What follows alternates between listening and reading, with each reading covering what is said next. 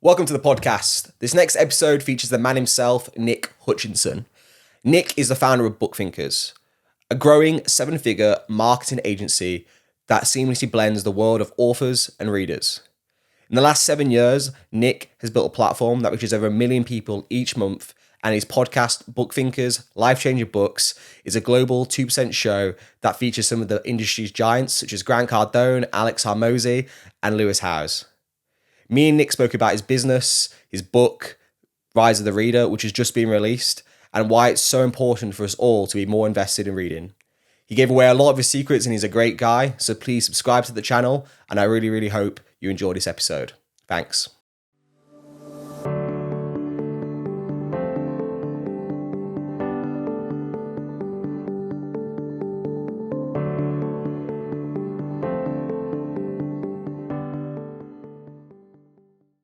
Nick, welcome to the podcast. How you doing? I'm excited to be here, man. Thank you for the opportunity. No, mate, thank you for your time. I've been scouring your social media, and you are a busy man. You are a very busy man. You got podcasts, you got businesses, you got your book coming out, you're doing public speaking.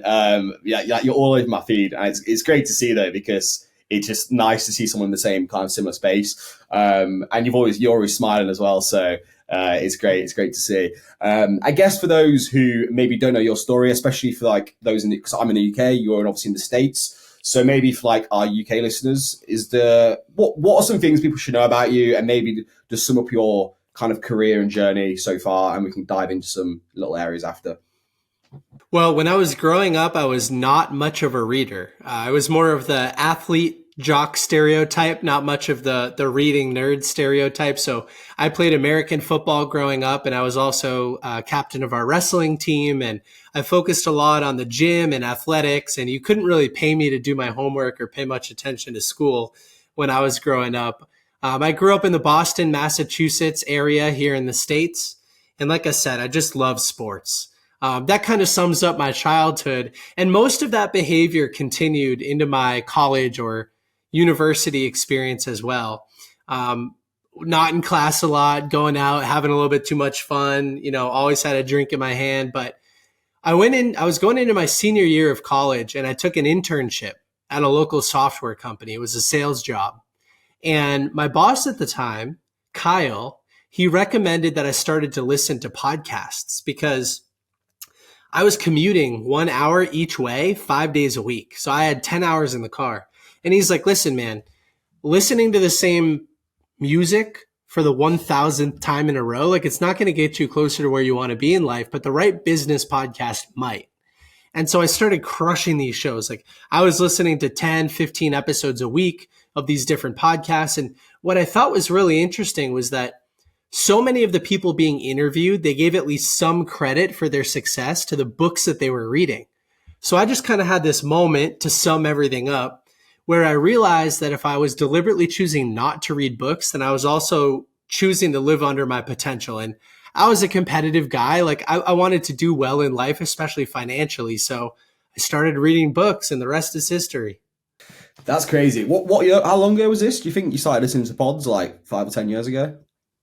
10 years ago. So I was 21 years old when I started. I'm 29 years old now. So maybe like 8-9 years ago, 10 years ago. So you got in like to the podcasting when it was like, when like only people's grandmas listened to podcasts. Like that was like when you, yes. Well, like 10 years ago, you heard someone say a podcast. It's like your grandma's got like a tape she puts in a cassette player and listens to like Beethoven's classics. But I think like now, I actually I was listening to, do you know Chris Williamson? I think he's actually now living in Austin, Texas. His podcast, Modern Wisdom, he says it, all the time about he's been in the game 6 years and he was like still a bit late to it. But then people look at him and he's like an OG podcaster, but he's only been doing it for 6 years because it's still new.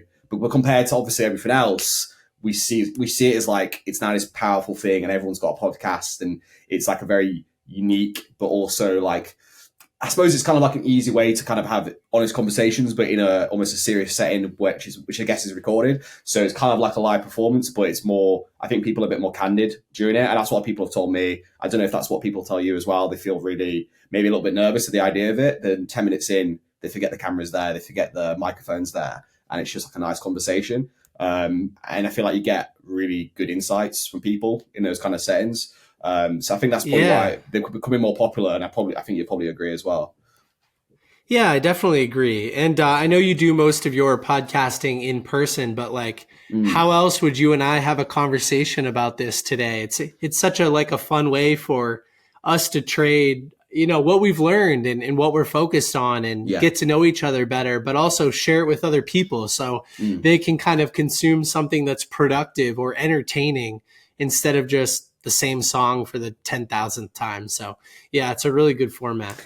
No, I agree with the whole the commute thing, because I think I was the same when I was in London when I was like 22. I was doing 3 hours on the train there and back every day to this job interning, and I was like on my phone just looking at social media, and my friend was like, why don't you just start listening to some like Spotify audiobooks or podcast or just anything that's not music? And I was like, you know what, it's a good idea. Or like read a book. And I'm like, I've got like 3 hours times 5, what's that, 18? That's 18 hours a week of like just wasted time. So it's almost an opportunity now for you to learn, while also, because you can't do anything on the train, you can't make it go faster, you can't do anything else, so you might as well do something while you're there. And it's almost like using that 10 hours to almost learn. It's like now when I drive down to London, it's like 8-hour round trip, I can listen to 3 podcasts. And that's for me, that's just extra learning. I call it research, because technically it is, because I'll use like little sound bites or little insights from podcasters like Chris Williamson, and I can quote it on my own podcast and use it as my own intellect. Obviously, now, Jake. But yeah, Chris Williamson's a smart guy. He's worth stealing from. So he's very worth stealing from. I know. Obviously, we have like Steve Bartlett here. I guess you've got like Rogan in the States. Who's probably the big cheese out there. He's crushing it, obviously. I think he's done like, is it 2,000 episodes or something like that now? Over 2,000 episodes? Yeah, he's my favorite podcaster. And he had Chris Williamson on I don't know, a year ago or something. And that was a good conversation. I'm not listening to that, actually. That sounds good. Yeah. I'll have to pick that one up. I guess this has been a busy time for you this month. Got your book coming out. Is it in 8 days? Yes. 8 days. 8 days time. I guess tell us about it, because obviously it's called Rise of the Reader, but what is the book about? Why did you think that it was a good time to write one? And maybe what are some things people can expect from it, like insights or some valuable like lessons they could learn? Yeah, I have a community on Instagram called BookThinkers that has thousands of readers. And over the years of posting book reviews and interviews and stuff that I've hosted and just content in general, I've received hundreds of the same questions. Like, hey, Nick, how do I choose the right book? Or how do I get more from the books I'm reading? How do I take better action? And you know what? There's such an inbound demand for me to answer those questions that I was like, I should write a book on this. Because every time I'd answer people, or like, here's how I choose books, or here's how I take notes, or here's how I implement information, I felt like I was sort of leaving something on the table, because you can't say that much in like a quick voice note or typing out a DM, So there was so much more that I was doing than I was capable of sharing with people. And I was like, I should just write a book on this subject. And my agency, like I have a digital marketing agency behind the scenes, and we help authors promote books. So I was like, if I go through this process myself, I'll be able to relate to my customers even better. So there's like a couple of reasons why I decided to write it. What I guess is, because I think I looked at some, I think it was an Instagram post you did a few weeks ago, and I think you said it was split into almost 2 parts. I guess, I didn't really listen to the rest of the video, but what are those 2 parts, I guess, for those who are curious about buying it? Because I found it on Amazon. It's actually in my basket as we speak. But go on, sorry. Yeah, good. You should get a copy. So the first half of the book teaches people how to get more from the other books they're reading. And here's why. Personal development books, business books, they condense decades of somebody else's lived experience into days. Like there's no better life hack than that. Somebody else spends 30, 40, 50 years figuring something out, and then they spend years writing about it. And then you just have to spend a couple hours and you get it as part of your life. Like I always joke around with people that I'm 29 years young, but if you include all of the books behind me, I'm thousands of years old. Yeah. Because again, these people, they spend their whole lives figuring one thing out, and then you get to figure it out by reading their book. So I think it's super important to implement what we learn. Napoleon Hill says action is the real measure of intelligence. So it's like when we read these books and we take action and we change our behavior, we can live better lives. So the whole first half of the book teaches you how to do the same with the books that you're reading. Okay. The second half of the book details over 100 of the things that I've implemented from the books I've read. So 35 healthy habits, 35 wealthy habits, and 35 happiness related habits that I've read and implemented from the hundreds of books that I've gone through. So that's why I care so much about these books. And that's why I decided to write mine and sort of what's in it. Yeah, when we first mentioned the books behind you, when we spoke, I remember mentioning, I was like, bloody hell, you have so many books behind you. That's a sick backdrop. But it's, no, it's impressive because I think we said this before, I really struggle to sit down with a physical book.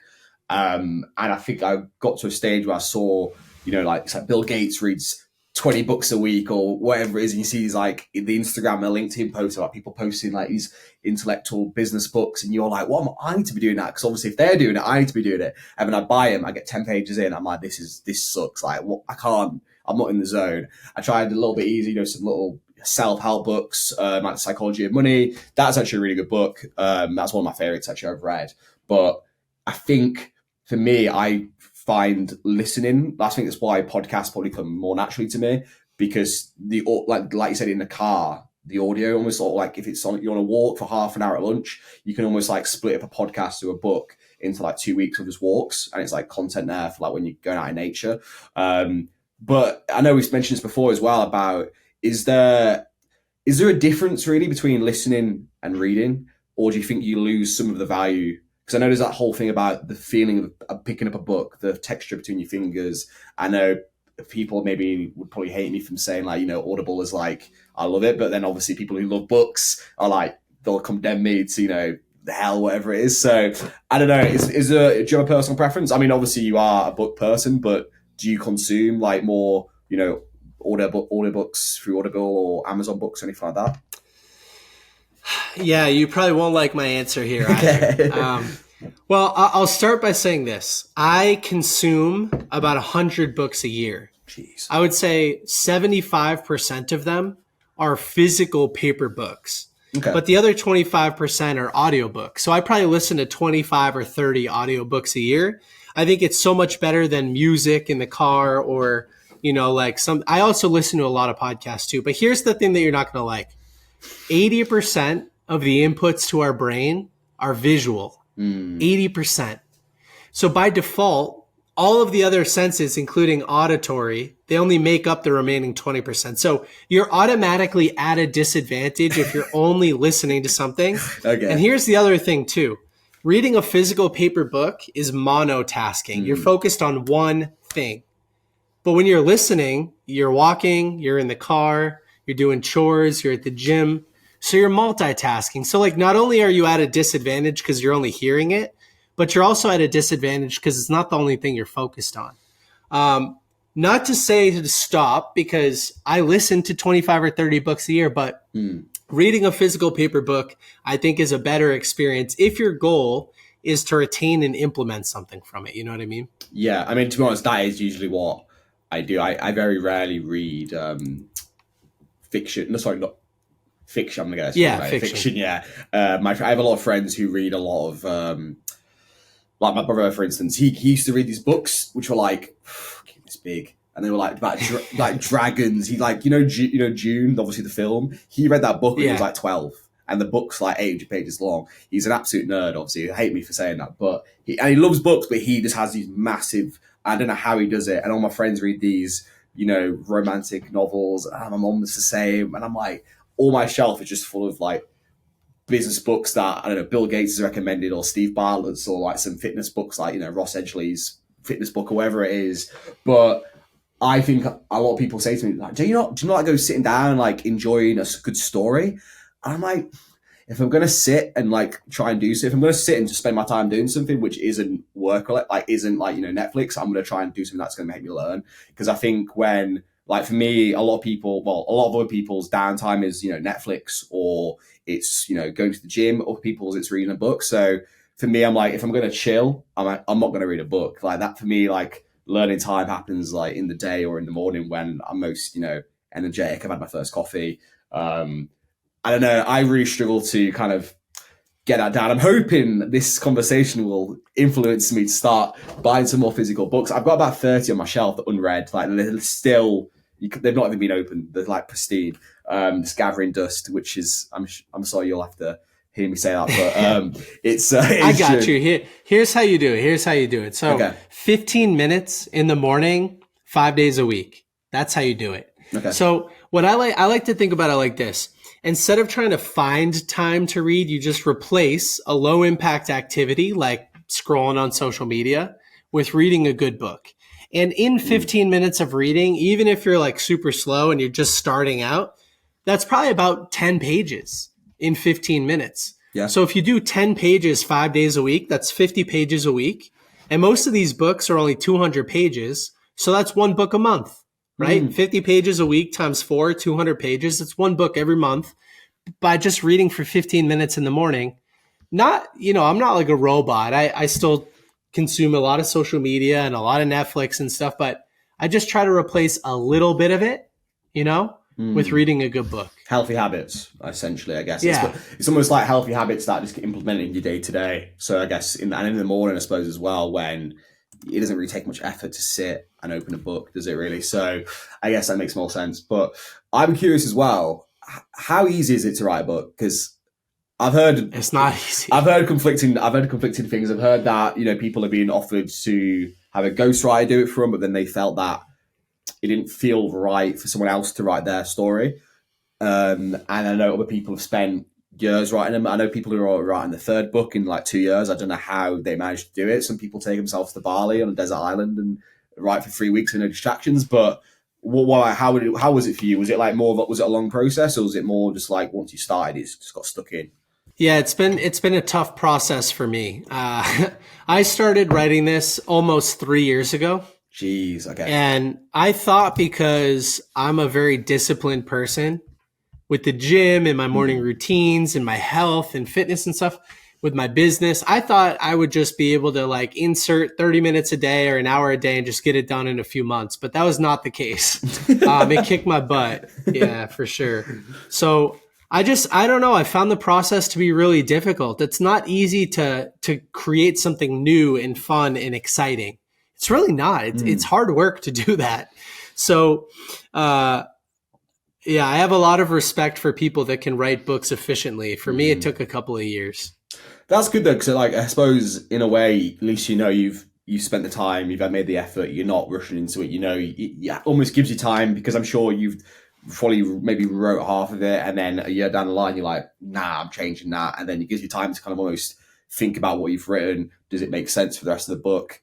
And then, I'm assuming there's a lot of drafts, a lot of changing things. Even picking the front, I know you said you picking the front cover was even a task, because that's the first thing people see, right? And like you say before, like don't judge a book by its cover. So you want it to you want it to almost people to notice it, but then I guess you don't want it to be the same as all the other business books or all the other self-help books or marketing books. So yeah, I don't know how you pick the front cover of a book. I don't know what I'd put on mine. I've seen some of the ones you promote on Instagram. I'm like, some of them is insane. Like some of them so cool, the designs. And I'd probably have like a big NFT on mine. It's tough. Yeah, it's not easy because you have to differentiate it. Here's the number. There are about 1 million books released in the US every year. 1 million. 1 million. Jeez. So now with like ChatGPT and all these AI tools and ghostwriters and stuff, like it's probably going to be even more. So how do you differentiate your book? I mean, if you think about a subject like leadership, there's probably 50,000 books written on leadership. How do you differentiate? So that's why I said, like, I'm not going to write a book unless I know there's a clear demand for it and nobody else has written about that subject. And so when people are asking me, like, how do I get more from the books? How do I take better action? I looked for a book. Like, it would have been much easier for me to just refer people to another resource instead of having to write the whole thing myself. I didn't have any dreams of being a writer, but there was a very clear demand for my skill set of implementing personal development material. and nobody else had written a book on it. So I was like, now I've got to do it, you know. But I can tell you there's just one. There's no other book on this subject. There's just this one. So it's like, if somebody has this very specific problem, here's the solution. Yeah.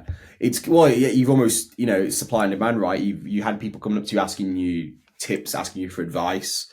And then I guess over time you're like, well, why am I telling them to go other places when they can come to me and they can come to the book? And then you're the go-to person for that essentially niche topic, I guess. Because like you said, there's self-help books. You get a self-help book recommended to you all the time, and half of them are crap. I know obviously there's some that I, on top of my head now. I obviously did a podcast with Alex Hormozi, and how was that, by the way? Because he's an interesting guy. He's a very interesting guy. I only kind of really discovered him this year, but I've been consuming all his content, and he's like, no bullshit, just to the point. Yeah. And what was that like? Yeah, it was really cool. You know what? Alex, although he's on top of the world right now, he's just a normal guy. He was like fumbling around trying to get his camera set up, like having a tough time with it.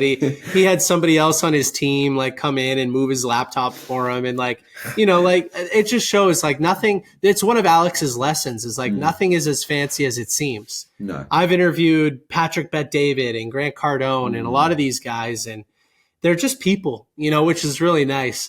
I love Alex Hormozi. I love his books. I've used his books to make hundreds of thousands of dollars of extra money in my businesses because, so I've made a lot of money as a result. But I'll tell you this, I don't agree with him on everything. Okay. I really don't. Some of the things that he says, I'm like, why are you promoting that you can't be happy or that you should eat dessert every night? But he's a great guy. He really is. I guess the best discussions are ones where people aren't disagreeing with you, right? Like, I guess if you had because obviously you have your own podcast, but like if you're constantly agreeing with a guest, it's basically just two friends almost just disagreeing on everything. And then people love a bit of drama, people love a bit of conflict. I think I've had it on a few of my episodes where the other person's almost surprised me. They're like, I have to disagree with you. And I'm like, oh shit. I'm like, I don't know how to respond to this. But at the same time, it's good because then it creates almost a little bit of controversy within the podcast, which then people are like, ooh, this could go somewhere interesting. And I think I know what you mean, because I look at people where you almost put them on a pedestal with like, the Steve Bartlett's and like the Joe Rogans and the Grant Cardones, and you forget they are people. And I think when I might ask questions sometimes like CEOs and stuff, I'm always like hesitant to ask a question, which I know is probably a little bit off the cusp, but at the same time, I'd ask the same question to my friend in the pub. So like, it's almost like, well, I don't want to be fake around it. I'd rather just be straight to the point. And usually people respect you for it. So, I mean, it is usually the way, but I like the fact, you said that you don't always agree with everything he said, because I'm the same. I see some of the things he's put out there. I mean, same with anyone, Chris Williamson and, Steve Bartlett. And I'm like, that.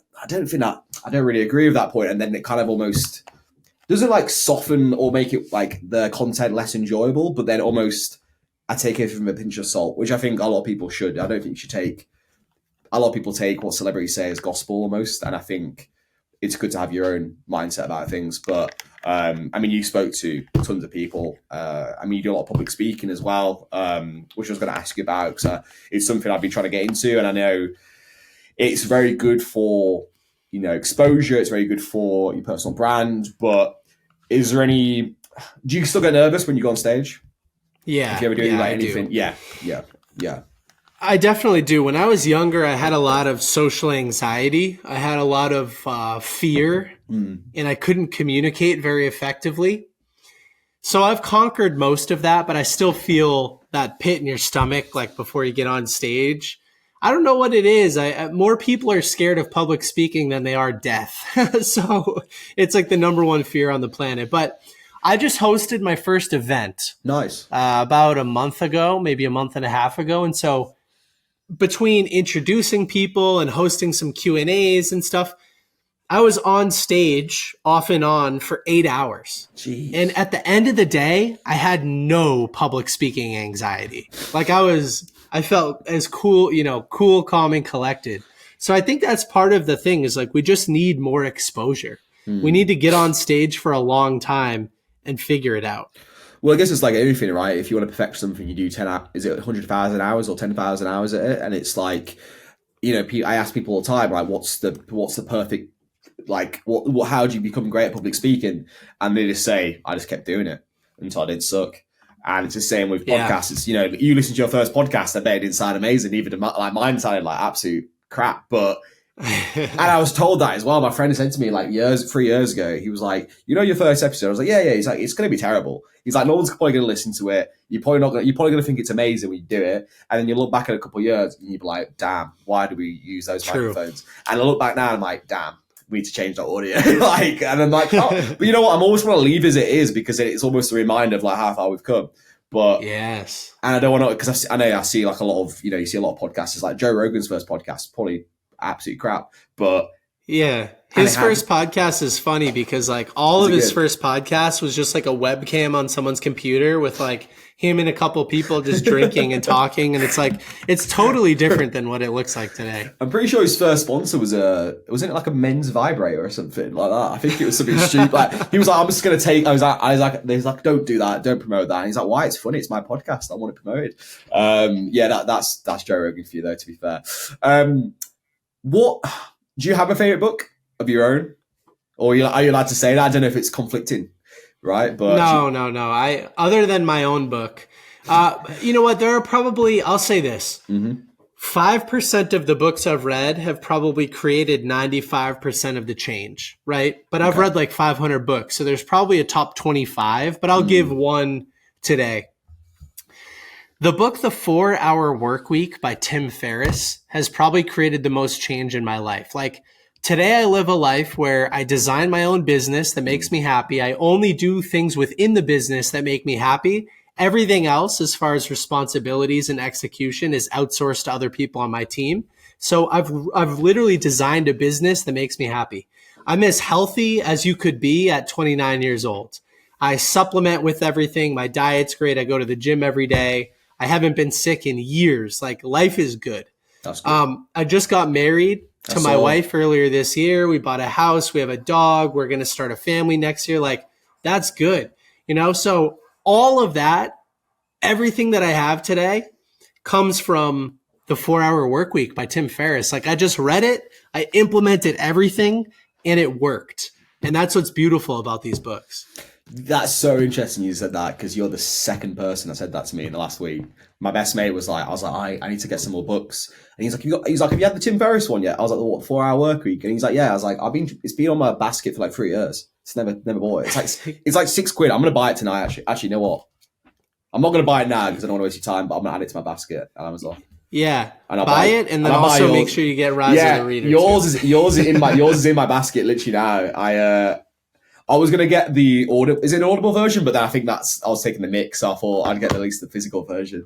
The Audible version will be available in the next month, but the physical version in the Kindle is available now. Is it you that does the voice of the Audible, or is it someone else? Yes. Yeah, that's really also so hard.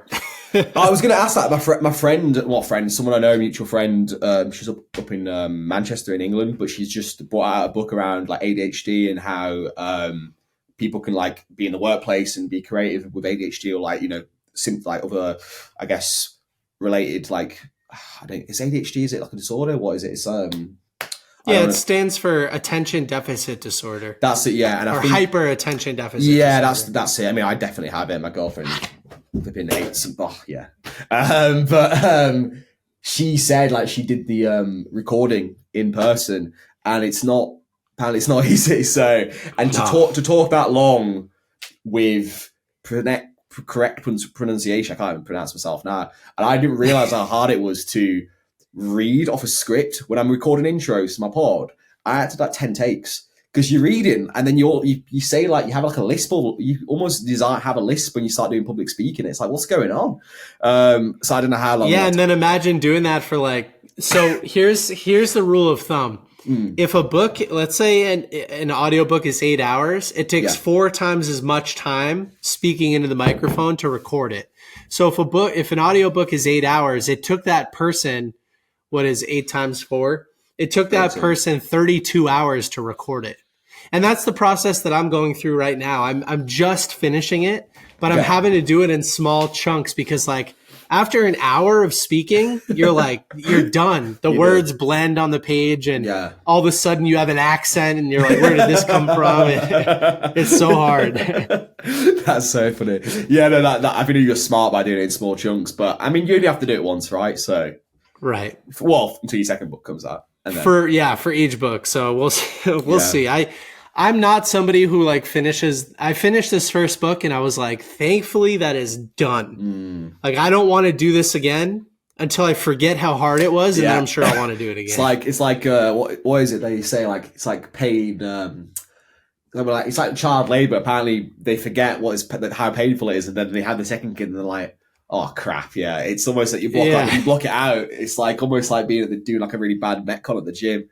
You're like, "Oh yeah, we'll do one next Saturday morning," and then you're 5 minutes in, you're like, "Yeah." You're like, "Why did I say yes to this?" This is a mistake. Yeah. Speaking of obviously the Instagram page of the community, what was because that's been going for a while, right? And what was kind of like? Was that your idea to have that, or was it like a collective group of things for the business? But kind of how did that start? Well, when I first started it, I had 2 friends working with me, and we wanted to build a mobile application that could help people organize their favorite takeaways from the books they were reading. So long story short, it didn't happen, but I started posting book reviews in anticipation of the app so that I would have an audience to sell it into. So when the app failed and didn't happen, I was left with this audience of people. And like, I really enjoyed creating the content, but I also really enjoyed when people would say, "Hey, I read this book because you recommended it and it changed everything for me." Like, that's the moment that I cared about the most. That's amazing. I really, really, really care about the impact. And so, yeah, that's kind of how it happened. And so we've kept it up ever since. The business was built on the back of the Instagram because authors started to reach out to me and they'd say, "Hey, I love your book reviews. Can I pay you to do one for my book?" I was like, "Yeah, sure. Like, I don't mind getting paid to read," right? I had a full-time job at the time. And so I just started doing paid book reviews, and then I'd follow up with authors and be like, "What else can I try? Like, what else can I help with?" And so it was built over time. And then the podcast started because all my favorite authors were commenting on my book reviews and resharing them and following the account. So I was like, "Oh, I have access to these people now. Let me reach out and see if they want to do an interview." Yeah, that's really cool. Like, you almost took something it's like the day old thing about entrepreneurs, right? Take something you love and you never work a day in your life. And I suppose you've taken something you enjoy doing for free and monetized it in a way. And now it's expanded to a book, your own book, podcast. You're on YouTube, right? Well, that's where you post a lot of your content as well. And I guess you almost create a community of people who like-minded people. Is it 1 million people a month that use view your page and stuff or interact with it? Yeah, I actually saw Atomic Habits on your Instagram. Actually, I'm literally it's on my bedside table. That's currently sat there.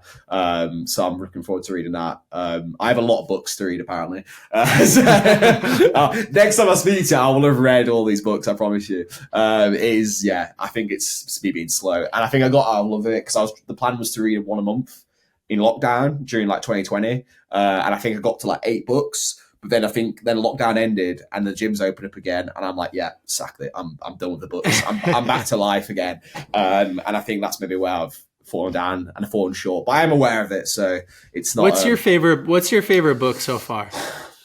Does Harry Potter count? No, joking. I read The Psychology of Money.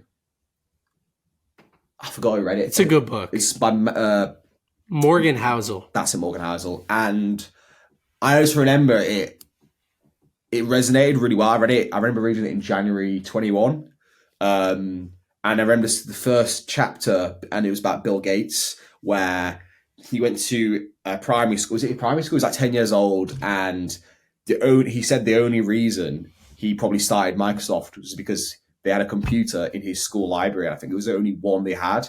And I think not many schools, obviously, that time, it was like 1970s or something like that. So a lot of schools have computers are really expensive. And he just said about how him having a computer in the school and being able to play on it and have the insights of his friend and be able to use it, that was probably the biggest catalyst for Microsoft. And like, something so small can create something so big, and there's something so in like something that like seems so insignificant at the time can then go at like 50 years later or 20 years later, wherever it was, create something so massive, which then leads into so many other things. And I think if a book if I can remember parts of a book well like that, it's a good book. And I quote stuff from it all the time, and I think it's got some really good stories about investment and how, like, the caretaker saved this much money every month, and he was richer than the CEO of whatever conglomerate because he worked out what compounded interest was.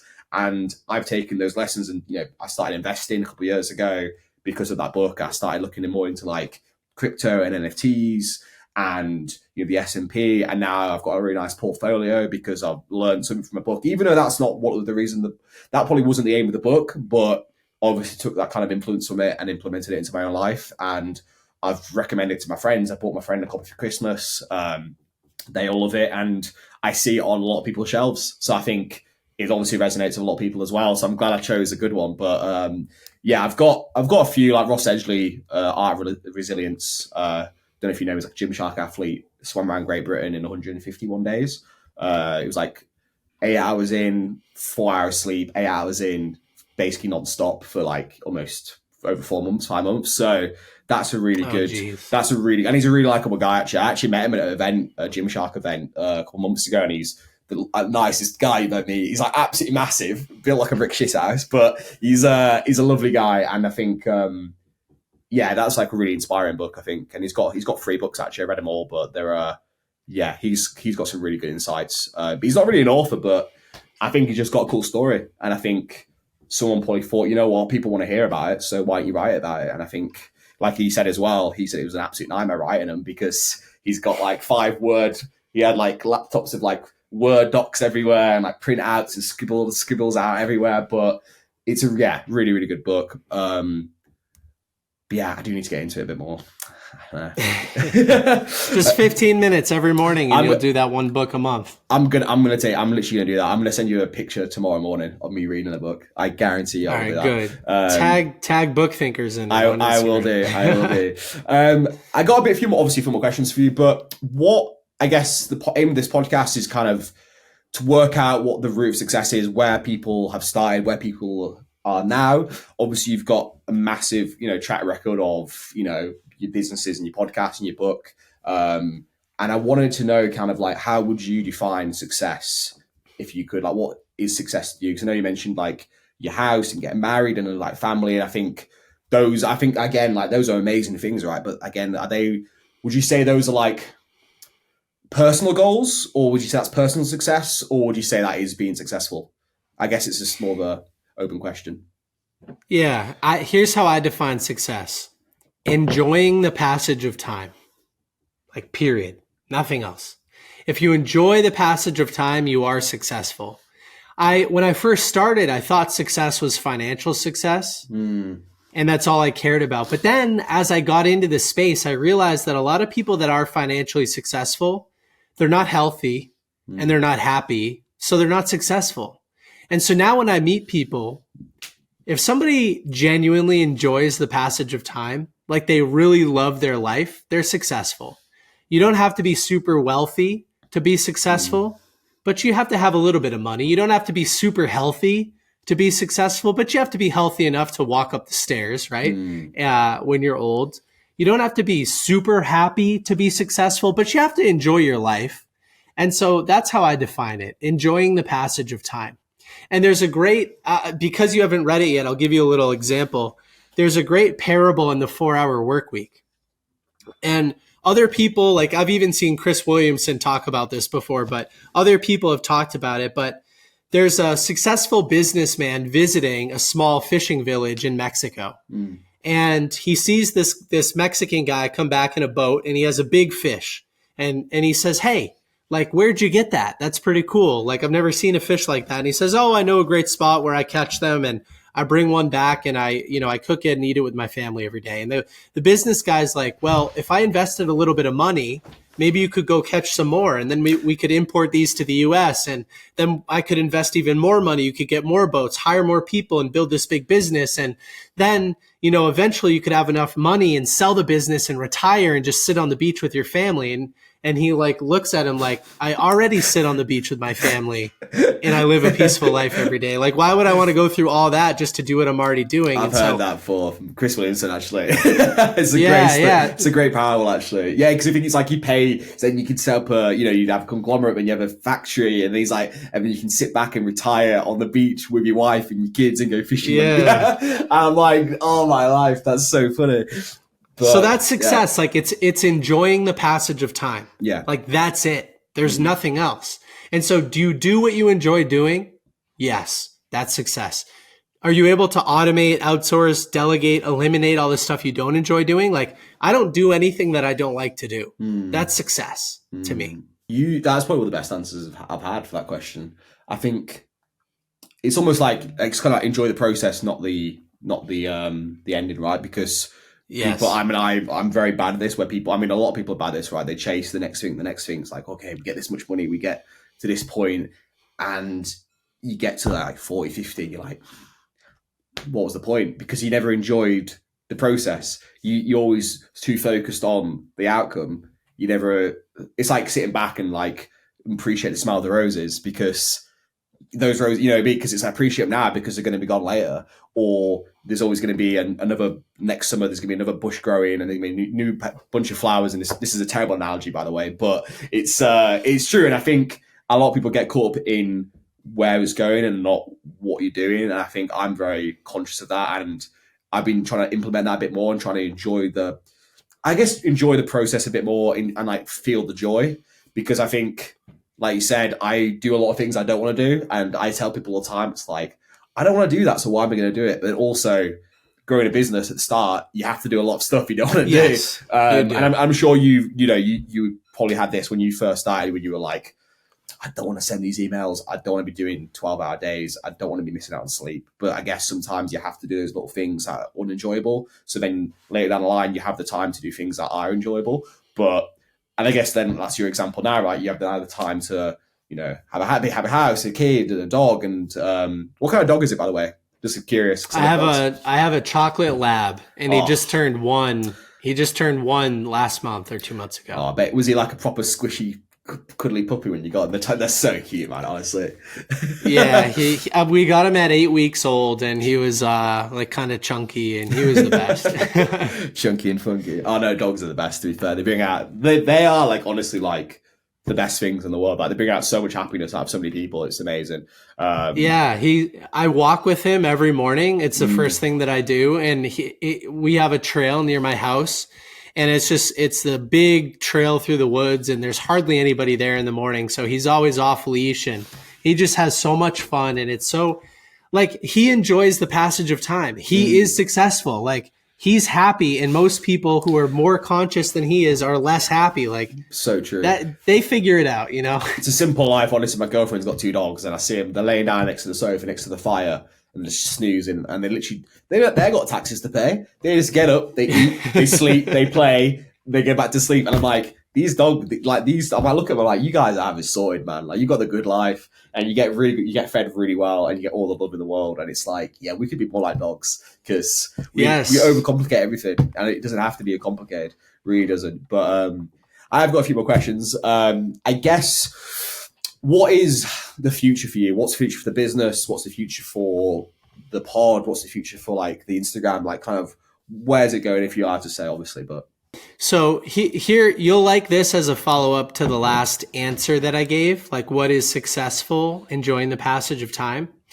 When I used to think about a vision, or I used to think about where I was going to be in 5 years, it was always very different than today. Like I always had an outcome that I was searching for that was super different and really ambitious.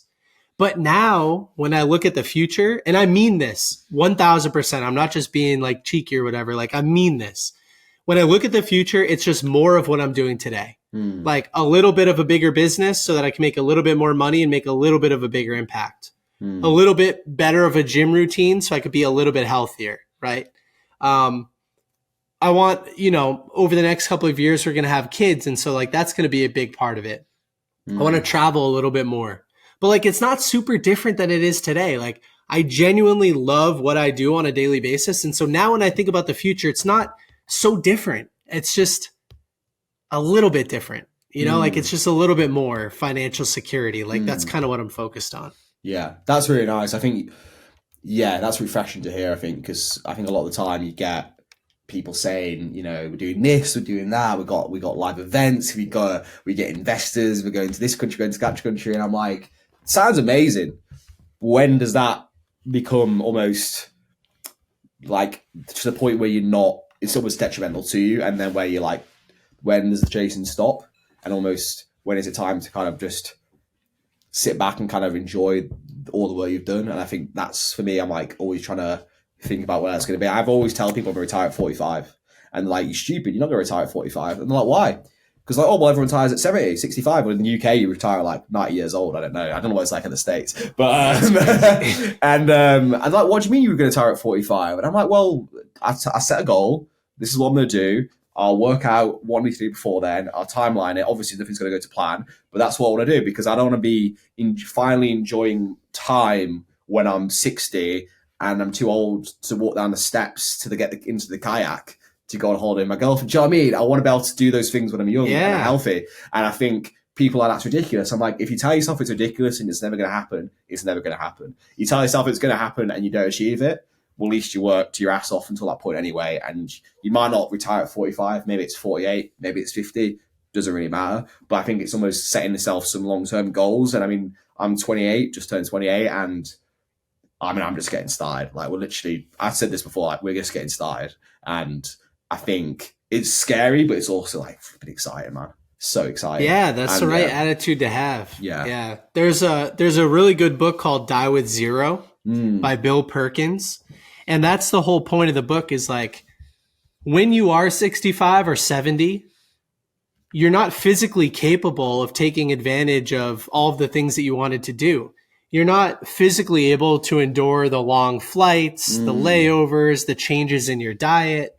You have other priorities. You know, do it while you're young. And so, to give you an example, my wife and I, over the last 5 years, we've visited 25 different countries. I've seen sometimes for Machu up to Picchu. 3 months at a time. Jeez. You know, Machu Picchu and all these places. So like, now is the time to do it. And you're right. Like, I had a period in my life where I would joke with people. I would say, 40 hours a week. Like, I remember my first part-time job.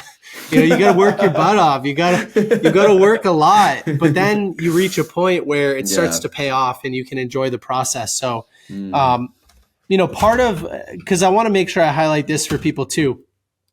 I'm not sitting back just like doing nothing all day, right? Like, I'm part of what creates joy for me is making progress. So my business is growing. I'm growing. My relationship with my wife is growing. Like, I'm improving every single day, and that creates joy.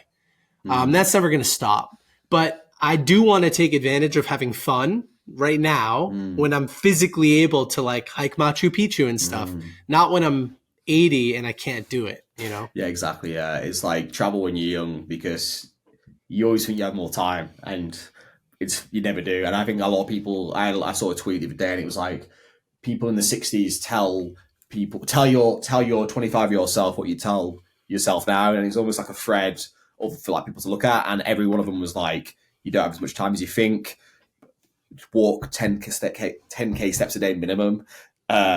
Make sure you stretch. There's like little things, but it was almost like regrets. And it's like, like Chris Williams says all the time, choose your regrets, because you don't want to be regretful that you didn't exercise and you didn't, drink 3 liters of water a day, you didn't have your vitamins, because in 20 years time, when it's kicking your ass and your health's kicking your ass and you're not in the right place anymore, you're not going to be happy. Look at how many I take. Well, here, we're only at the end, but I take that many in the morning and that many at night every day. Nah. Take your vitamins. How many a day? I thought I took a lot. I take like 8 a day, and I thought that was a lot. That's mental. I have you beat. that's mental, actually. Yeah, you have to send me that list. Actually, I need that. I need all the help I can get. I was going to ask as well, what if you could have a dream guest on your podcast, who would it be? I'm always curious about things like that. I would want to interview Tim Ferriss. I haven't had the opportunity to thank him. The whole episode would be this: Tim, thank you for changing my life. You're welcome, Nick. And then boom, the episode will be done. Yeah, I would love to interview him because he's changed my life the most, and I haven't been able to interact with him yet. Okay. Who's your dream guest?